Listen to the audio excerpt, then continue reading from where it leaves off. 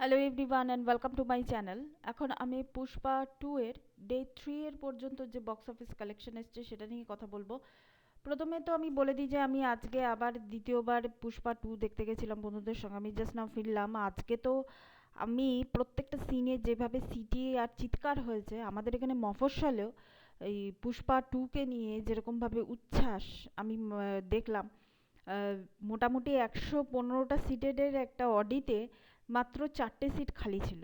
মানে আজকে এরকম অবস্থা, এতটা ক্রাউড। আর ভেবে দেখুন যে ওরকম সাউন্ড, মানে পুষ্পার তো এক একটা সিনগুলোতে যেভাবে বিল্ড আপ দিয়েছে মিউজিক দিয়ে, বিজিএম দিয়ে, আর তার সঙ্গে সঙ্গে পাবলিকের চিৎকার প্রত্যেকটা ক্ষেত্রে। কোন কোন ক্ষেত্রে চিৎকার? যখন পুষ্পা পুষ্পা যখন যে টাইটেল ট্র্যাকটা হচ্ছে সেক্ষেত্রে চিৎকার।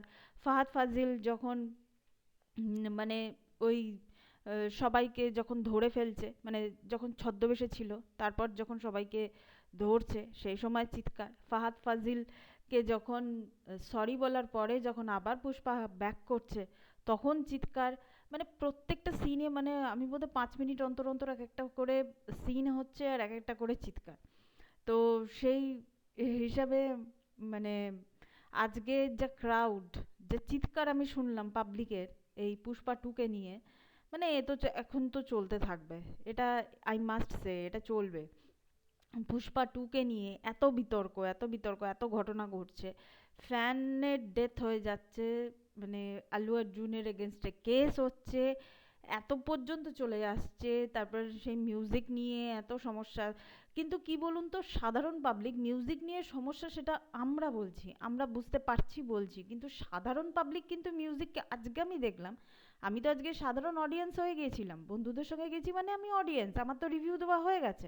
কিন্তু সাধারণ মানুষ কিন্তু ওই গানগুলোকে কিন্তু এনজয় করছে। যে কিসিক সংটা যেটাকে নিয়ে এত সমস্যা হলো, লোকে কিন্তু ওটাকে এনজয় করছে, লোকে হাততালি দিচ্ছে ওই গানটাতে। সে মানে শ্রীলীলাকে দেখে কিন্তু হাততালি দিচ্ছে লোকে। তো সেই হিসাবে এখানে মানে আমরা ওইভাবে বলতে পারি না। বেসিক্যালি এটা সত্যি কথা, পুষ্পা 2 হচ্ছে রিভিউ প্রুফ। কিছু কিছু সিনেমা থাকে যেগুলো রিভিউ প্রুফ সিনেমাই এগুলো হয়। তো এনিওয়ে আমি এখন যদি বক্স অফিস, 3 দিনের বক্স অফিস কালেকশন নিয়ে যদি কথা বলি, ডে 1-এ 164.25 CR, ডে 2-তে 93.8 CR, ডে 3-তে 119.25 CR, মানে সব মিলিয়ে যেটা হয়েছে 387.95 CR। এটা হচ্ছে মানে নেট কালেকশন। এছাড়া স্টেট ওয়াইজ যদি কালেকশন বলেন 3 দিনের, আমি কিন্তু 3 দিনের একসঙ্গে বলছি, সেটা হচ্ছে কর্ণাটকাতে 39.5 CR, এপিটিজি, আই থিঙ্ক এটা বোধহয় অন্ধ্রপ্রদেশ তেলেঙ্গানাকেই বলা হয়েছে, 147.05 CR, তামিলনাড়ুতে 29.58 CR, কেরালাতে 10.85 CR, এবং রেস্ট অফ ইন্ডিয়াতে দেখাচ্ছে 236.92 CR টোটাল হয়েছে। এটা হচ্ছে gross collection, state wise gross কালেকশনটা বললাম, টোটাল হয়েছে 463.9 CR। মানে অ্যামেজিং অ্যামেজিং ব্যাপার হয়ে গেছে। এরপর যদি আমি বলি যে মর্নিংয়ে অকুপেন্সি কত ছিল, 3 নম্বর দিনে মর্নিংয়ে ছিল 36%, আফটারনুনে ছিল 64%, ইভিনিংয়ে ছিল 77%, এবং রাত্রিবেলাতে ছিল 92.2%।